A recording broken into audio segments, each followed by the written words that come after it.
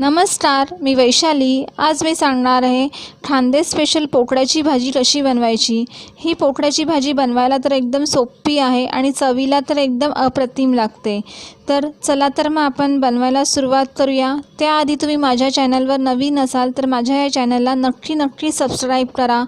तर इथे बघू शकता तुम्ही ही पोकळ्याची भाजी मी घेतली आहे। ह्या पोकळ्याच्या भाजीचे अशा प्रकारे मी पानं तोडून घेतलेले आहे आणि याच्या ज्या दांड्या असतात त्यासुद्धा मी इथे तोडून घेतलेल्या आहे। तर इथे मी अर्धा किलो पोकळ्याची भाजी घेतलेली आहे। ही भाजी हिवाळ्यातच मिळते।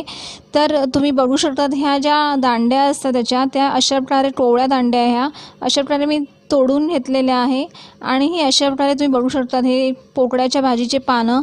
तर असे मी पानं इथे तोडून घेतलेले आहे आणि ही भाजी स्वच्छ अशा पाण्याने धुवून घेतलेली आहे 3 ते 4 वेळा। नंतर आता इथे एक कढई घ्यायची आहे। कढईमध्ये थोडेसे तेल घ्यायचे आहे। नंतर पाव टीस्पून मोहरी घालायची आहे। 1 टीस्पून जिरे घालायचे आहे। जिरे चांगले तळतळल्यावर त्यामध्ये 3 ते 4 हिरव्या मिरच्या घालायच्या आहे। तसंच 1 टेबलस्पून इथे लसूण ठेचून घालायचा आहे। इथे लसूण थोडासा असा जाडसर ठेचायचा आहे आणि 6 ते 7 कढीपत्त्याची पानं घालायची आहे। त्याबरोबर इथे थोडासा चिमूटभर हिंग घालायचा आहे आणि हे सगळं चांगलं थोडंसं परतून घ्यायचं आहे। जोपर्यंत लसणाचा कच्चेपणा जात नाही तोपर्यंत परतून घ्यायचं आहे।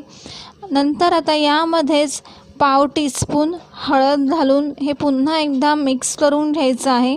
आता जो पोकळ्याची भाजी आपण इथे कापून घेतली होती, म्हणजे जी पोकळ्याची भाजी होती ती मी इथे थोडीशी अशी जाडसर अशी कापून घेतलेली, एकदम बारीक चिरून घ्यायची नाही आहे। अशी जाड अशी मी चिरून घेतलेली आहे आणि चिरली नाही तरी चालते, अशीच तुम्ही पोकळ्याची भाजी टाकली तरी चालेल कढईमध्ये। तर आता ही यामध्ये घालायची आहे आणि हे चांगली मिक्स करून घ्यायची यामध्ये। आता तुम्ही बघू शकता केवढी दिसत होती पोकळ्याची भाजी आणि एकदम कशी कमी झाली। नंतर चवीनुसार मीठ टाकायचं आहे।